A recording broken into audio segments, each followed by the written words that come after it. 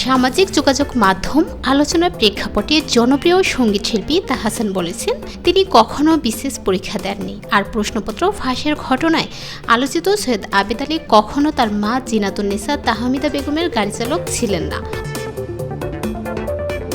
অধ্যাপক জিনাতুন্নেসা তাহমিদা বেগম 2002 সালের মে মাস থেকে 2007 সালের মে মাস পর্যন্ত বাংলাদেশ সরকারি কর্ম কমিশনের চেয়ারম্যান ছিলেন। আর সৈয়দ আবেদ আলী 1997 থেকে 2014 সাল পর্যন্ত পিএসসির গাড়ি চালক ছিলেন।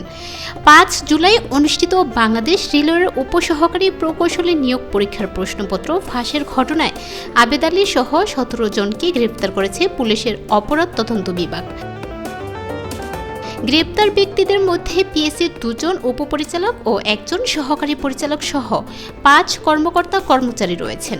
গ্রেপ্তার ব্যক্তিদের মধ্যে 5 জন আদালতে স্বীকারোক্তিমূলক জবানবন্দি দিয়েছেন। আবেদ আলীর স্বীকারোক্তিতে 2005 সাল থেকে পিএসসির অধীনে অনুষ্ঠিত বিভিন্ন নিয়োগ পরীক্ষার প্রশ্নপত্র ফাঁসে সম্পৃক্ততার কথা স্বীকার করেছেন আবেদ আলী। এই অপকর্মের মাধ্যমে তিনি ঢাকায় 2টি বাড়ি, 3টি ফ্ল্যাট, দামি গাড়ি সহ বিপুল সম্পদের মালিক হয়েছেন। এ বিষয়ে প্রকাশিত বিভিন্ন খবরে বলা হয় সৈয়দ আবেদ আলী পিএসসির একজন সাবেক চেয়ারম্যানের গাড়ি চালক ছিলেন।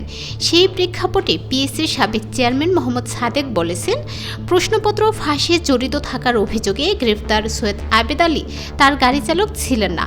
তিনি পিএসসির চেয়ারম্যান হিসেবে যোগদানের আগেই আবেদ আলী চাকরিচ্যুত হন। আবেদ আলীকে তিনি কখনো দেখেননি।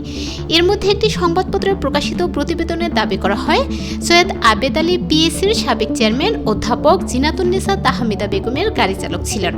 এর সঙ্গে আরেকটি বিষয় আলোচনায় আসে যে জিনাতুন্নেসা তাহমিদা বেগম পিএসসির চেয়ারম্যান থাকাকালে তার ছেলে বর্তমান সঙ্গীত শিল্পী তাহসান 24তম বিসিএসে পররাষ্ট্র ক্যাডারে প্রথম হয়েছিলেন। পরে ওই পরীক্ষা বাতিল হলে নতুন করে নেওয়া মৌখিক পরীক্ষায় তিনি অকৃতকার্য হন। এ নিয়ে সামাজিক যোগাযোগ মাধ্যমে অনেকে লেখালেখি করেন।